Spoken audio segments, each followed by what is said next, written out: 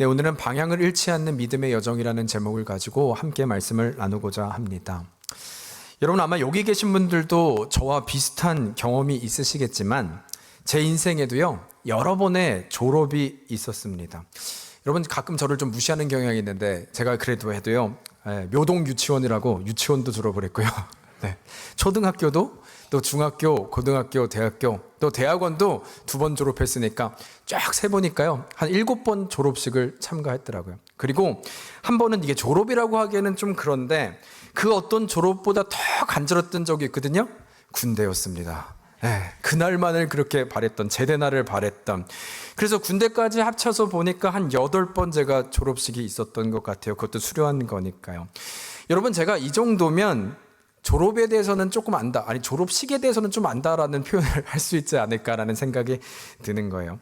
여러분 그런데 지난 졸업식을 한번 떠올려 보니까요 거의 매번 진부할 정도로 반복해서 듣게 됐던 말이 있었는데 그 중에 하나는 졸업은 끝이 아니라 시작이다. 여러분 어떻게 하세요? 네. 그러니까 얼마나 우리가 많이 들었으면 졸업은 끝이 아니다 시작이다 라는 말이었습니다.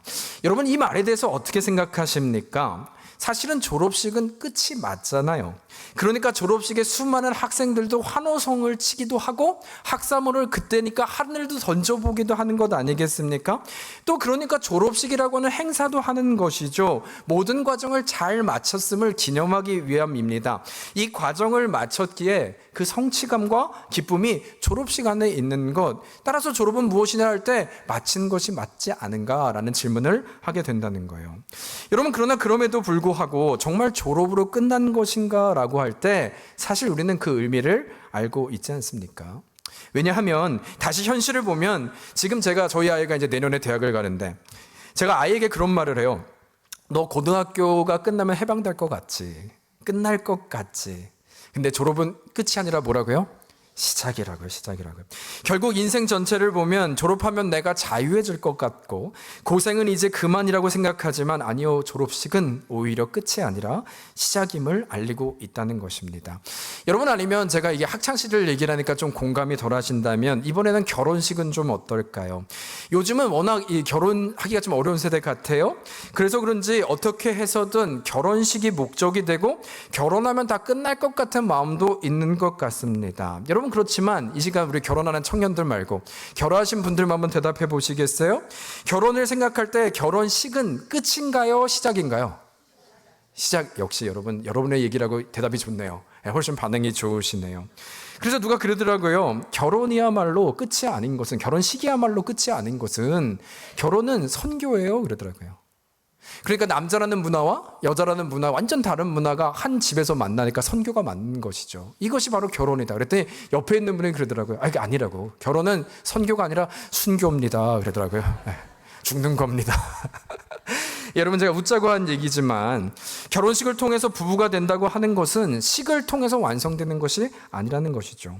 오히려 결혼식은요 시작을 알린다는 거예요. 그래서 만일 누군가 결혼을 한다고 할 때 결혼식만 마치면 완성이 되는 거야 라는 생각으로 들어가면 어떨까요? 굉장히 위험한 생각인 것이죠. 오히려 그로부터 시작되는 것이고 공식적인 부부가 되어 앞으로 인생을 한 가정을 이루면서 나아가는 것, 그것을 알리는 것이 바로 결혼식이라는 것입니다. 여러분 따라서 이런 관점으로 보면 제가 왜 이런 말씀을 드리느냐, 그렇다면 구원은 어떨까요? 라는 질문을 드리는 거예요. 왜냐하면 여러분 우리는 구원을 이루는 것, 내가 주님을 믿으면 되는 것 아니야로 여길 때가 있기 때문인 것입니다. 여러분 제가 말씀드렸지만 구원은 그러나 무엇인가라고 할 때 구원이란 어떤 천국 가는 티켓이 아니라고 말씀드렸습니다. 그럼 무엇인가? 구원은 죽어있는 우리가 사망에서 생명으로 옮겨지는 것이고 어둠에서 불려낸 상태를 말한다는 것이죠. 그래서 성경은 이 구원을 시청각 자료로 우리에게 알려주기 위해서 애굽이란 나라를 사용했다고 말씀드렸어요. 그곳에서 건져낸 것이 바로 구원임을 말하고 있다는 것입니다. 따라서 이런 관점으로 결국 보면요, 만일 구원이 천국의 티켓을 얻어가는 것이라고 생각한다면 여러분 우리는 다 끝난 게 맞아요. 이룬 게 맞아요. 우리 다 주님을 믿기에 이 자리에 있지 않습니까? 마치 졸업식이죠. 내가 결국 주님을 믿어서 티켓을 얻었기에 이 구원을 얻은 것, 끝난 게 맞습니다. 그러나 구원은 그런 것이 아니라는 거예요. 애굽에 살고 있던 그들 어둠에서 불러내었는데 바로 가나안으로 하나님의 나라로 가지 않았다는 것이죠. 그들을 어둠에서 갇혀있던 그들을 건져낸 것이 구원이라면 그래서 제가 여러 번 찬양하잖아요. 높은 산이 거친 들이 초막이나 궁궐이나 내 주 예수 계신 곳이 그 어디나 하늘나라. 하늘나라는 죽어서 가는 것이 아니라 주 예수님, 우리 주님과 함께하는 곳이 하나님의 나라라면 구원이란 바로 그것을 얘기하는 것입니다. 구원 티켓으로 끝나는 것이 아니라 주님과 함께하는 이곳이 천국임을 말하는 것이고 구원은 이루어가는 과정임을 말하고 있다는 것이죠. 여러분, 따라서 구원을 또 이렇게도 정의할 수 있을 것 같아요. 제가 조금 전 졸업식과 결혼식의 비유를 했으니까 이것을 가지고 설명하면, 이전에는 구원을 얻기 전에 우리에는 노예의 신분증을 가지고 있었습니다. 여러분, 그런데 성경은 우리를 신랑 예수 신부로 표현하거든요. 그러면 한국적인 사고로 결혼을 하면 어떻게 돼요? 여자분들 죄송하지만 제가 폄하하는 얘기는 아니고 호적을 파잖아요. 노예의 신분증을 파는 것입니다. 그 사건이 일어나는 것입니다. 그러나 파서 끝내는 것이 아니라 이제는 새로운 가족의 등기가 되는 것이죠. 새로운 가족에 새롭게 시작하는 것을 말하는 것이죠. 그래서 노예의 신분은 끝난 것이 맞습니다. 졸업식처럼 끝난 것이 맞고 완성된 것이 맞습니다. 그러나 정말 끝이냐라고 할 땐 그렇지 않고 새로운 피조물의 삶이 시작되는 것이 구원임을 말하고 있다는 것이죠. 결국 그럼에도 불구하고 그것이 끝인가라고 묻는다면 새로운 신분이 시작된 우리들 끝으로 말할 수 없고, 마치 우리 미국에 왔으니까 여러분 또 이렇게도 얘기할 수 있죠. 미국에 올 때 우리는 비자를 받고 오지 않았습니까? 비자를 받기 위해서 나올까 안 나올까? 근데 비자를 받는 것이 끝이 아니죠. 진짜 미국의 삶은 비자를 받고 미국에 온 이후, 이것이 바로 이 모든 삶의 방식임을 말하고 있는 거예요. 여러분, 따라서 한번 잘 생각해 보세요. 이 구원을 받은 우리가 정말 그 삶을 살고 있나라고 생각할 때 그 대표적인 예가 바로 지금 이 순간입니다. 바로 이 예배입니다. 왜냐하면 여러분 한번 생각해 보세요. 구원이 어떤 티켓이고 완성이라 한다면 여러분 이미 우리는 다 구원을 얻었잖아요. 근데 왜 예배 드리세요? 이미 끝났는데 왜 이 자리에 우리는 있는 것입니까? 의미가 없잖아요. 이미 얻을 건 다 얻었으니까. 그러나 만일 그런 질문을 한다면 진리는 무엇이냐라고 할 때 말씀드린 대로 구원이란 주님과 결혼한 상태, 신랑 되신 주님과 함께한 상태이기 때문에 끝난 것이 아니라 이제는 새로운 신분이 되어 주님의 신부가 되어 그 신부의 삶을 살아가는 것.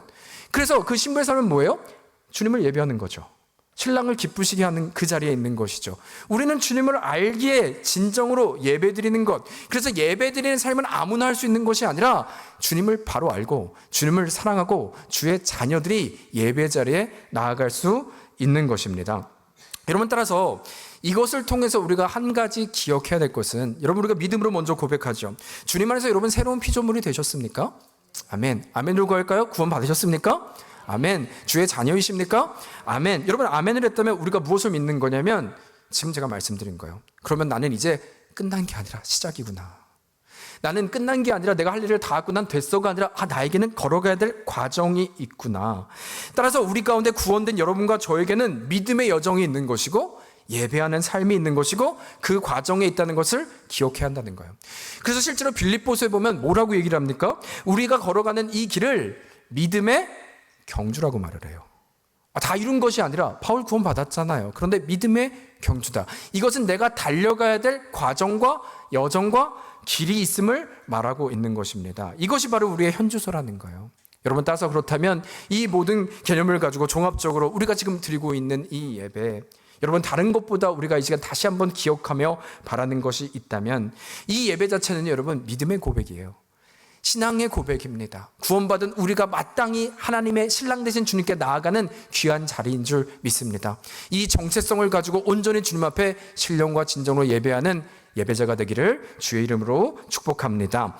여러분, 그렇다면 이 시간 우리가 무엇보다 먼저 함께 좀 나누고자 하는 것은, 말씀드린 대로 구원이란 끝이 아니고 시작이라면, 또 이 믿음의 경주라고 한다면 이때 우리가 반드시 한 가지를 기억해야 하는데, 그것은 우리는 결코 이 믿음의 과정에서 방향을 놓쳐서는 안 된다는 것입니다. 반드시 구원받은 우리가 걸어야 할 믿음의 경주에는 결승점이 있잖아요.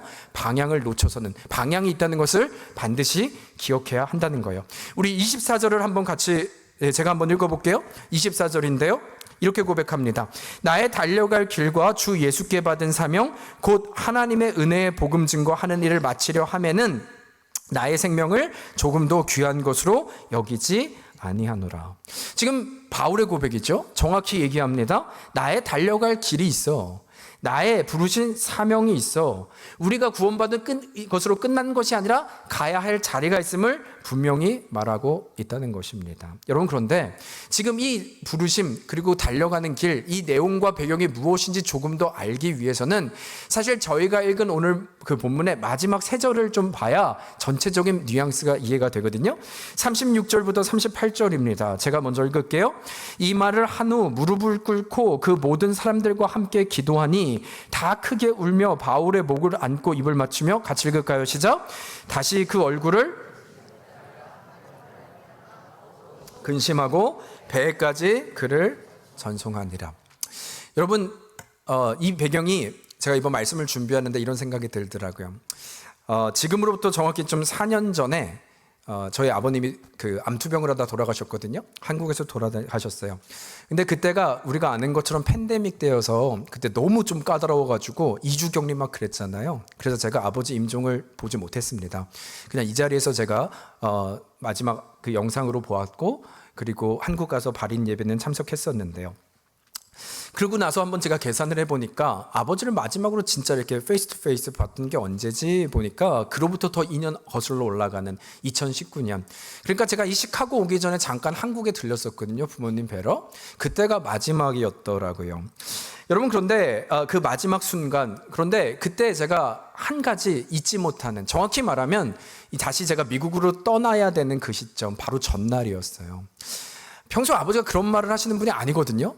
근데 그날은 굉장히 약한 모습을 보이시더라고요. 그러면서 저에게 이런 말씀을 하셨는데 지금도 그 마음이 잊혀지지 않고 제가 오면서 많이 울었습니다. 어떤 말이었냐면, 주님, 그냥 이런 말이에요. 한 번도 그런 말씀을 하지 않으셨는데 너가 이제 이렇게 가면 우리는 언제 다시 볼 수 있을까라는 말씀이셨어요.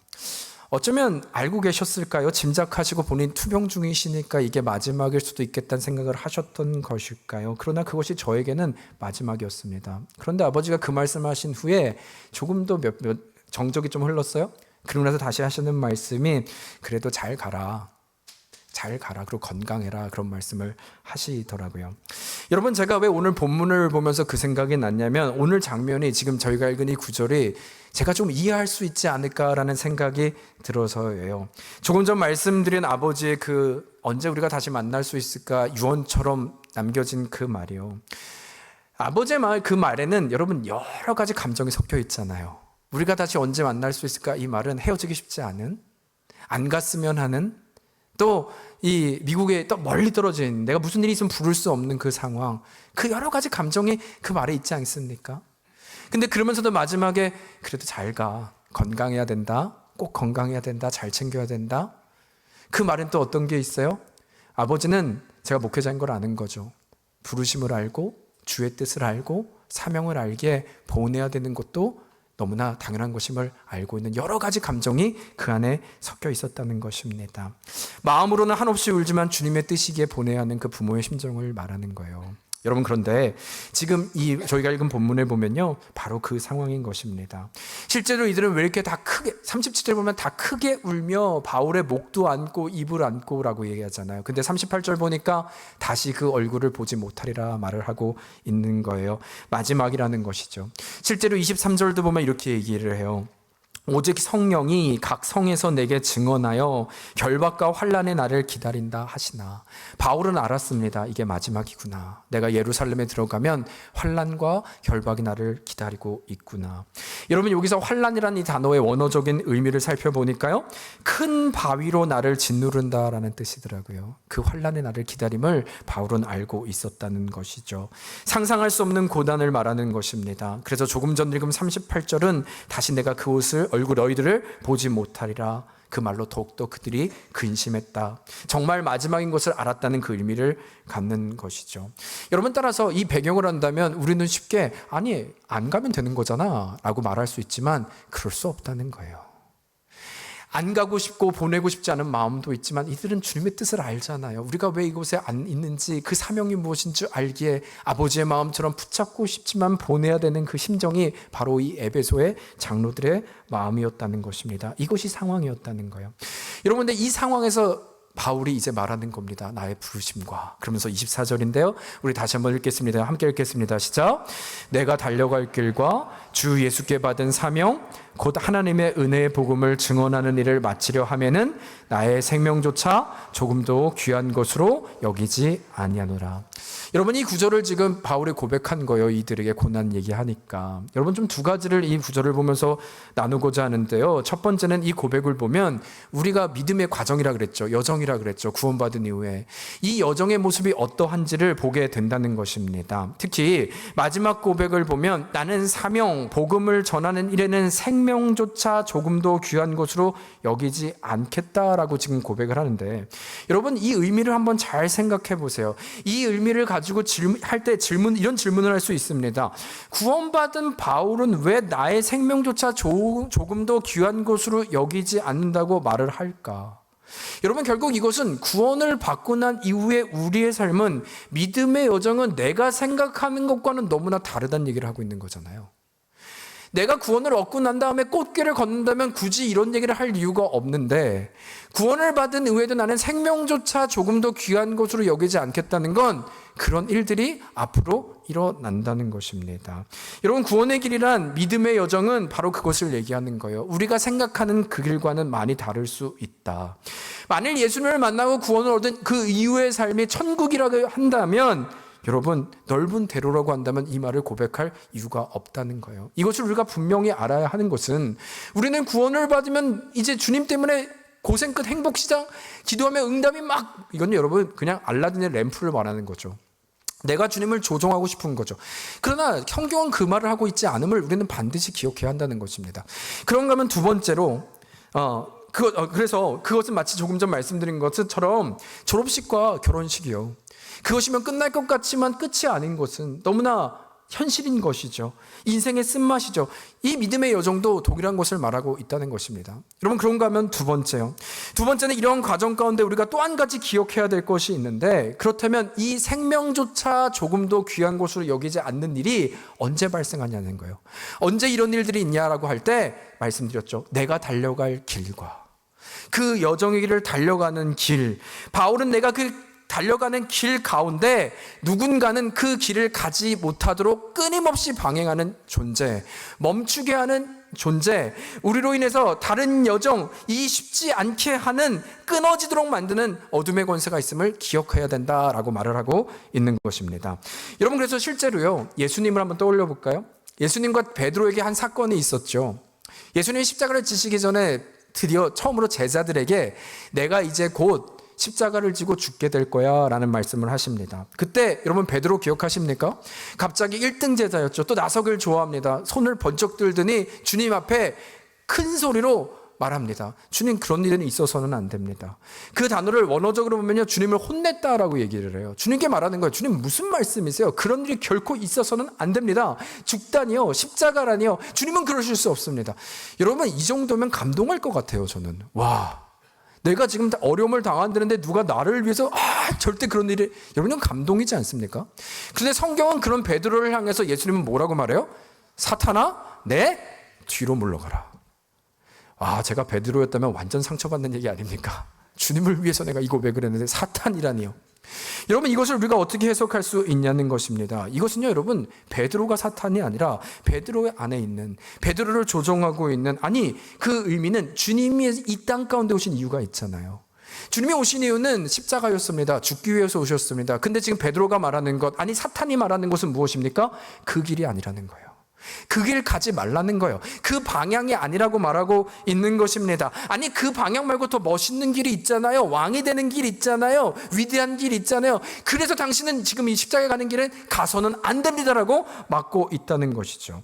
여러분, 우리가 가끔 조금 전 응답이라는 것과 동일하게 하나님에 대한, 예수님에 대해서 오신 이유를 오해할 때가 있다는 거예요. 정확히 마태복음에 보면 로마 군사가 이제 주님을 체포할 때가 다가오죠. 그래서 다가옵니다. 그때 또 베드로예요. 베드로가 대제사장의 종을 쳐서 귀를 떨어뜨리는, 말고의 귀를 떨어뜨리는 장면을 기억하십니까? 그때 우리 주님이 하신 말씀이에요. 마태복음 26장 52절 53절 보면 이에 예수께서 이르시되 내 칼을 도로 칼집에 꽂으라. 칼을 가지는 자는 다 칼로 망하느니라. 그러면서 하시는 말씀이 같이 읽겠습니다. 시작. 너는 내가 내 아버지께 구하여 지금 12군단 더 되는 천사를 보내시게 할 수 없는 줄로 아느냐? 여러분 무슨 말씀을 하시는 거예요? 정확히 말씀하시는 것은, 우리가 분별할 것은 주님이 힘이 없어서 내가 지금 십자가를 치는 것인가 아니라는 거예요. 내가 12군단 더 되는 천사를 보낼 수 없다고 생각하느냐? 내가 그럴 수 없어서 지금 이 길을 간다고 생각하느냐? 아니라는 것입니다. 여러분, 만일 주님이 이 땅 가운데 오신 목적이 세상을 심판하기 위한 목적이라면 여러분 편할 수 있어요. 십자가에서 못다 뽑고 그냥 벼락 치고 천둥 치고 그러면 그냥 끝나는 건 아닙니까? 이것처럼 멋있고 한 번에 화끈하게 심판하실 것이 얼마나 할 수 있다면 얼마나 쉬운 방법이에요. 근데 주님이 이 방법을 택하셨다면 여러분, 우리가 기억해야 될 건요, 이 자리에 여러분과 저는 없습니다. 이것을 기억해야 돼요. 구원이라는 것이 존재하지 않는다고요. 여러분, 제가 방향 얘기를 하고 있는 거예요. 우리 주님 왜 사탄이 베드로가 사탄아 내 뒤로 물러가라라고 했을 때 우리 주님의 방향을 틀고 있는 겁니다. 아니, 그 길 말고요, 편한 길이요. 지난주에 말씀드린 것처럼 마귀가 예수님을 시험한 3가지요. 자기 부인, 아니요, 떡덩이로 돌로 떡덩이 만드셔서 증명하세요. 성전에서 뛰어내려서 사람들이 왕으로 칭송받게 하세요. 방향을 트는, 여러분, 사탄의 방법이 너무 똑같지 않습니까?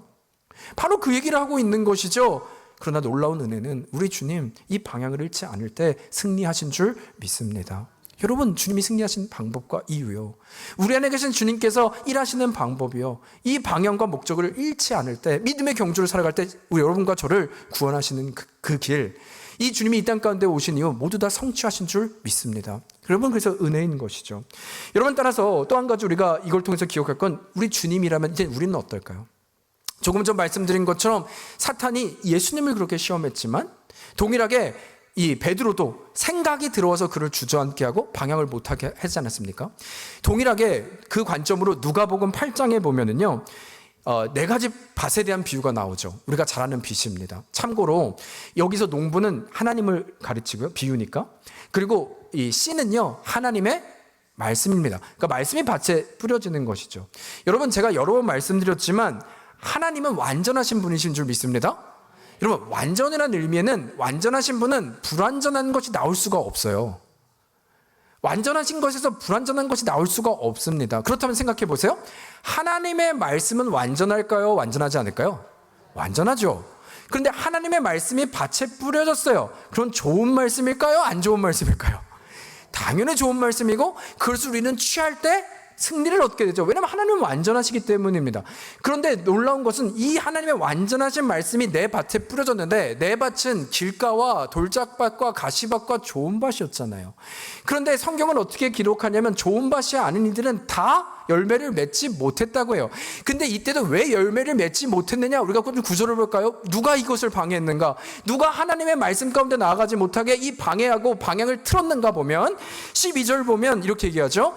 길가에 있다는 것은 말씀을 들은 자니 이에 마귀가 가서 그들의 믿어 구원을 얻지 못하게 하려고 말씀을 그 마음에서 빼앗는 것이요, 바위 위에 있다는 것은 말씀을 들을 때 기쁨으로 받으나 뿌리가 없어 잠깐 믿다가 시련을 당할 때 배반하는 자요. 같이 읽을까요? 시작. 가시떨기에 떨어졌다는 것은 말씀을 들은 자이나 지내는 중 이생의 염려와 재물의 향락의 기운에 막혀 온전히 결실하지 못하는 자다. 하나님의 뜻이 있습니다. 하나님의 완전한 말씀도 있습니다. 근데 지금 정확히 12절부터 보면 마귀가 길가는 누구를 얘기하느냐? 마귀가 마음을 뺏었다고 이야기를 하죠. 정확히, 그렇죠? 마음을 뺏어서 구원을 얻지 못하게 하는 것. 또 바위는 무엇을 얘기합니까? 기쁨으로 받지만 시련이라고 하는 상황이 오자 방향을 틀게 한다는 거예요. 멈추게 한다는 거예요. 또 가시떨기는 염려와 향락이 있을 때, 여러분, 우리 가운데 주님 뭐라고 해서요? 내일 일은 누가 염려하라고요? 내일이 염려하라고요. 내일은 내일 염려하라는 게 아니라 내일 일은 내일이 염려할 거야. 내일은 하나님의 손 안에 있어. 근데 염려와 이 우리 가운데 향락은 누가 주는 마음이에요?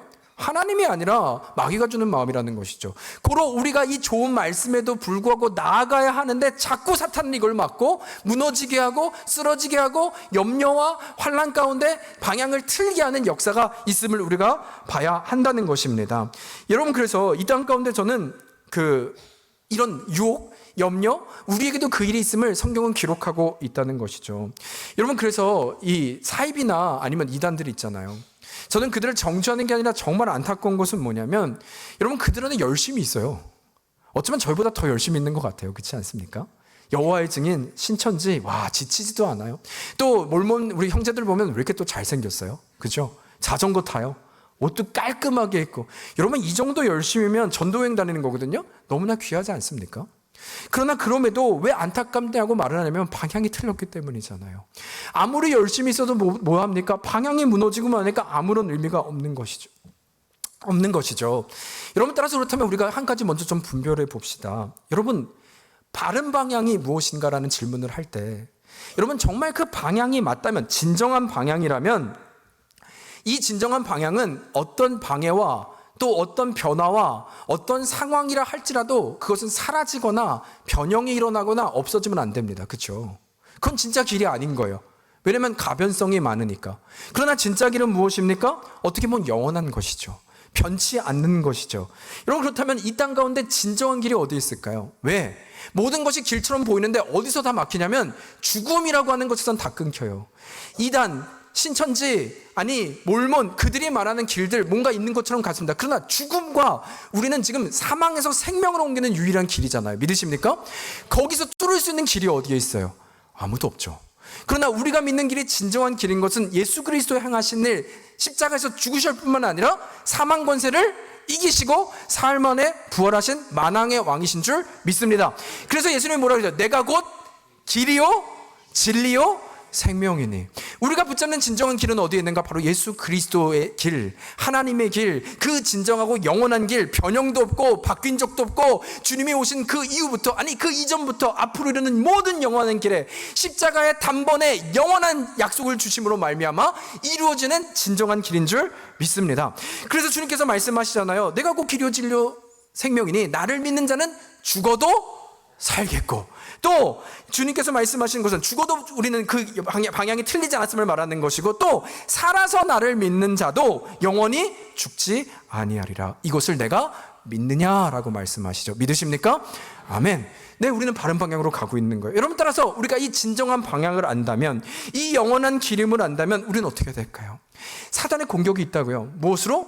유혹이요, 염려요, 재물이요, 우리 가운데 핍박이요, 고난이요. 왜? 못 나가게 하기 위해서, 무너지게 하기 위해서, 후회하기 위해서, 절망하기 위해서, 하나님 앞에 회복하지 못하기 위해서, 이런 끊임없이 우리 가운데 언제? 달려가려 할 때, 나의 달려갈 길과 그 상황에서 사단은 끊임없이 우리 가운데 공격하는 존재임을 알아야 한다는 것입니다. 그러나 그때 진정한 길을 고백하고 아는 우리들의 고백은 무엇이 되어야 된다고요? 온전히 깨어서 나는 그럼에도 불구하고 진정한 길, 세상의 길이 아니라 저 어둠의 권세가 말하는 유혹에 쓰러지는 길이 아니라 그럼에도 이 사망 권세 이기신 예수 그리스도, 그 길을 온전히 믿어 내가 달려갈 길과 사명 앞에서 주가 보이신 생명의 길을 알아 방향을 놓치지 않고 나가기로 결정한다. 바라기는 이 신앙의 고백과 믿음의 능력이 여러분과 저의 고백이 되기를 주의 이름으로 축원합니다. 네, 그 길이 있다는 거예요. 그런가 하면 또 한 가지 우리에게 주시는 메시지는요, 그렇다면 이 진리의 방향을 온전히 붙들고 그 승리의 삶을 살기 위해서 우리가 붙들어야 할 것은 무엇인가 라는 거예요. 여러분, 이게 다시 한번 우리 23절을 볼까요? 23절 함께 읽겠습니다. 시작. 오직 기다리다 하시나. 여러분의 말씀에 의하면 결박과 환난이 나를 기다린다라고 얘기하죠. 여러분, 이때 한 가지 제가 좀 질문을 드릴게요. 생각해 보세요. 그렇다면 이 결박과 환난은 어디서부터, 아니 누구로부터 오는 것일까요? 여러분, 이 질문이 너무나 중요한 것은 한번 생각해 보세요. 만일 이 결박과 환난이 하나님께로부터 온다고 생각하면 여러분 어떻습니까? 분노가 있지 않으세요? 그러니까 만일 여러분이 겪는 이 아픔이요, 아니면 조금 전 저희 아버지 암투병을 하시고 데려가신 분도 우리 주님이시지 않습니까? 아니면 여러분 사업이 어려워질 수도 있죠. 일이 너무 어려워질 수도 있죠. 그렇게 어렵게 하신 분이 누구라고요? 제가 지금 예를 들잖아요. 여러분, 누구라고요? 하나님이요. 지금 대답하기도 꺼리키시잖아요. 그건 아닌 것 같은데 이런 표정이신데 하나님, 여러분 위로가 되십니까? 아니죠. 원망이 될 수 있는 것이죠. 오히려 왜 그렇게 하셨는지 우리는 묻고 싶지 않습니까? 그럼 반대로 생각해 보죠. 그러면 이 모든 것들이 하나님께로부터 오지 않는 거예요. 여러분 그러면 어떤 생각을 하게 돼요? 이 또한 하나님께 고난이 온 게 아니라면 여러분 차라리 하나님의 계획 안에 있는 게 낫지 않을까요? 하나님 안에 있으면 그래도 하나님의 답이 있고 견디는 것이 의미도 있고 신앙으로 우리가 기도하고 나가는데 의미도 있는데 이 고난과 결박과 환난이 세상에 하나님께로부터 온 것이 아니라면 우리를 삼키고자 하는 거대한 적 앞에서 우리가 뭘 할 수 있어요? 여러분 이것이야말로 절망이지 않습니까? 우리는 아무것도 할 수가 없는 것이죠. 여러분 그렇다면 답은 뭘까요? 우리 주님께로부터 온 것도 맞는 것 같기도 하고 아니면 아닌 것 같기도 하고 그러면 답은 뭘까요? 여러분 그런데 무엇이 맞는 것이냐라는 질문할 때 지금 조금 전 보여드린 이 23절이요. 저는 이곳에 답이 있다고 생각하는데 하나님은요 완전히 다른 얘기를 하고 계시다는 거예요. 우리의 질문은 항상 이곳에 머물 때가 있습니다. 주님 이 고난이 왜 오는 겁니까? 주님 왜 나에게 이 고난을 주십니까? 이게 하나님께로 온 것입니까? 저 어둠의 권세 사탄에게 온 것입니까? 이 문제가 누구의 것입니까? 우리는 온통 그것에 집중해 있다면 하나님의 음성은 다른 가지입니다. 그것이 아니야. 그것에 집중하는 것이 아니라 주어가 뭐예요? 오직 성령이. 내가 그것이 무엇이 어디서부터 왔는지가 중요한 것이 아니라 하나님이 이 상황을 아신다라는 것입니다. 어디부터 오는지 그것을 분석하는 것이 아니라 지난주 우리 유두고 나눴잖아요. 그 상황을 왜 죽었는지 분석하는 것에 답이 없어. 우리 장로님 기도해주시지만 그것에 답이 없어. 그러나 무엇에 답이 있다? 오직 성령이 알려주신, 각성에서 내게 증언하여 결박과 환난의 나를 기다리게 하신다 알려주신 분이 성령이시라면 이 모든 상황 내가 이해할 수 없을지라도 하나님은 이 상황을 아신다. 하나님은 내 마음도 아신다. 내가 처한 결박과 환난도 아신다. 이것이 바로 우리 위로와 이겨낼 수 있는 힘이 된다 말씀하고 있는 것입니다. 그때 우리는 부르심과 사명을 향해 나아갈 수 있음, 믿음의 경주를 살 수 있음을 말씀하고 있는 것이죠. 여러분 그래서 실제로 예수님께서 십자가를 지셨잖아요. 이 십자가를 지실 때 어떻게 이 고난을 인내하고 승리하셨냐면 여러분 예수님도 100% 인간이시잖아요. 그래서 그는 하나님이셨잖아요. 아니요, 100% 인간이셨어요. 근데 어떻게 그 고난 무엇을 묵상했기에 가능했는가? 히브리서 12장에 보면 2절에 이렇게 얘기합니다. 믿음의 주요 또 온전하게 하시는 이인 예수를 바라보자. 우리로 바라보자. 그 고난을 했을 때 왜 그럴까요? 그는 그 앞에 있는 기쁨을 위하여 십자가를 참으사 부끄러움을 개의치 아니하시더니 하나님 보좌 우편에 앉아 계셨느니라. 지금 두 가지를 얘기하는데 믿음의 주요 온전하신 이를 우리가 바라봐야 돼. 고난이 있어 바라봐야 돼. 왜냐하면 하나님 주님은 어떻게 하셨느냐? 이 십자가 앞에서 무엇을 바라보았냐라고 할 때 우리 주님은 십자가 자체, 고난 자체를 묵상하신 것이 아니라 기쁨을 위하여라고 하세요. 무엇을 봤다고요?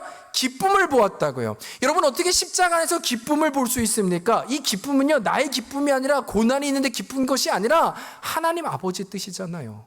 내가 그럼에도 불구하고 이 기쁨이란 십자가에 달려있지만 여전히 이 십자가는 하나님의 계획과 완성을 위하여 하나님의 손안에 있다.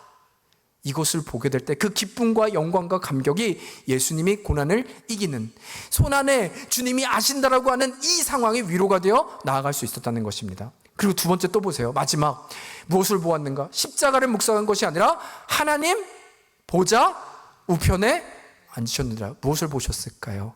하나님의 보좌를 바라보고 있었던 것이죠. 이 상황 여러분 우리의 무거운 십자가가 있지 않습니까? 우리도 고난이 있지 않습니까? 우리는 자꾸 그것을 묵상해요. 그 안에 내가 짊어지는 십자가. 그러나 주님이 말씀하시는 건 무엇이냐? 십자가를 묵상하지 말라는 거예요. 그것에 집중하지 말라는 거예요. 그것이 어디로부터 왔는가? 이것을 알아야 해결되죠. 아니요, 그것이 아니라는 것입니다. 그러나 주님이 말씀하시는 것은 무엇이냐면 고난 자체가 아니라 원인을 분석하는 것이 아니라 그 상황에서도 오히려 주님의 손이 간섭하고 계시고 오직 성령이 이 상황을 기억하시고 아신다라고 하는 그 진리, 주님은 이루시는 그 기쁨, 하나님이 이루시는 그 기쁨을 누리고 있었기에 이 일을 감당했던 것처럼 우리도 그 자리에 나아가야 됨을 주께서 말씀하고 있다는 것입니다. 여러분 그래서 실제로 바울 19절 보시겠어요? 바울이 무엇으로 이 관계들을 극복하고 있었냐면 똑같습니다. 동일합니다. 곧 같이 읽겠습니다. 시작. 모든 겸손과 눈물이며 유대인의 관계로 말미암아 당한 시험을 참고 주를 섬겼다. 모든 겸손과 눈물과 또 이 시험을 참고 주를 견딜 수 있었던 그 힘이요, 이건 다 고난을 상징하지 않습니까?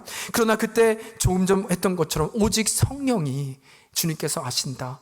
바울조차 십자가를 묵상한 것이나 오직 성령이 각성해서 내게 증언하여 주셔서 나는 그것을 바라보기에 나의 달려갈 길을 가는 거야. 그 고난을 직접 묵상한 것이 아니라 하나님의 인도하심과 계획을 바울은 봤다는 것이죠. 그래야 그는 나아가고 있다는 것입니다. 여러분, 무엇을 얘기합니까? 이 오직 성령이라고 하는 주어를 우리가 기억하기 시작할 때 우리는 이 고난의 이 상황과 이 생각과 이 묵상을 멈추기로 결정한 것입니다. 그가 나아갈 수 있었던 힘은 내가 이 상황에 이해가 돼서가 아니라, 결박을 용납할 수 있는 힘이 있어서가 아니라, 그럼에도 불구하고 지금도 이루어 가시고 지금도 이 상황에도 불구하고 완성하시는 주님을 믿기에, 그 가운데 결박과 환난이 온다고 할지라도 하나님은 선하시고 하나님은 인자하시고 하나님의 말씀은 완전하신 것을 믿기에 나는 멈추지 않고 달려가기로 결정한다. 이것이 바로 바울의 하나님의 능력이었음을 알고 나갔던 그의 자리임을 믿습니다. 여러분, 그런데 놀라운 것은 이것이 바울의 고백이었다면, 로마서 8장 17절과 18절을 보면 이 구절을 읽고 함께 말씀을 마치고자 하는데요, 우리에게 주시는 말씀입니다.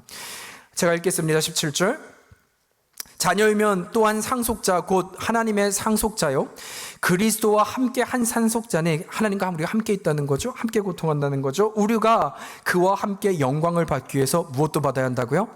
고난도 받다고요. 여러분, 고난을 너무 크게 보지 마세요. 그냥 고난이 있다는 거예요. 그러나 고난을 말씀하신 것은 고난을 알게 하신 분이 있다는 것이죠.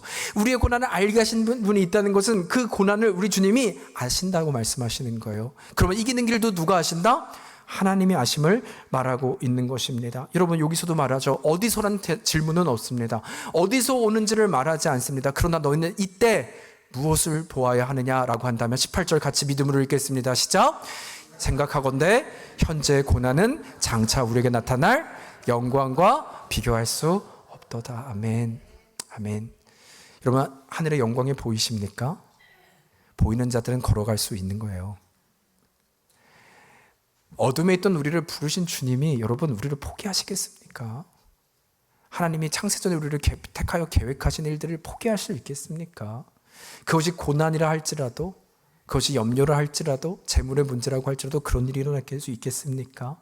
아니요. 그때 우리의 자리는 주님이 그럴 수 없음을 믿는다면 우리는 십자가를 묵상하지 않는 거예요. 지금 일어나고 있는 고난을 묵상하지 않는 겁니다. 그러나 주가 이루실 일이요. 여러분, 우리의 과거를 보세요. 하나님의 때를 따라 돕는 은혜가 얼마나 많았습니까? 그래서 이 자리에 있는 거잖아요. 믿음은 그런 거예요. 그것을 믿고 이것을 신앙의 고백이 있기에 기준이 되어, 나를 이렇게 인도하신 주님이 앞으로도 인도하심을 믿는 것, 이것이 바로 신앙의 고백이라는 것이죠. 그렇다면 이 시간 다시 한번 우리가 기억합시다. 오직 성령이 나의 상황을 아신다. 하나님, 나는 그 주님을 알기에 다시 나의 가는 길과 달려가야 될 길과 그 믿음의 경주에서 주저하는 것이 아니라, 때로는 유혹이 와도 고난이 와도 멈추지 않습니다. 방향을 멈추지 않습니다. 수많은 공격이 있다 할지라도 주님이 누구신지 알고 나와 함께 하시기에 오늘을 살아냅니다. 여러분, 이 신앙의 고백이 바로 여러분과 저의 고백이 되어 이번 한 주, 한번 옆에 계신 분들과 인사할까요? 승리합시다. 네, 승리합시다. 네. 여러분, 좀 웃으시면서 승리를 무슨 너 승리해라 이런 표정 말고, 네, 여러분 그럴 수 있습니다. 우리 또 이번 주 제가 장담합니다. 여러분, 문제가 찾아올 겁니다. 예언합니다. 어려움이 오실 겁니다. 염려가 오실 겁니다. 근데 괜찮아요. 주님이 아세요. 우리 그 자체를 묵상하지 말고 오늘도 일하시는 하나님과 동행하며 나아가는 여러분과 제가 되기를 주의 이름으로 축복합니다.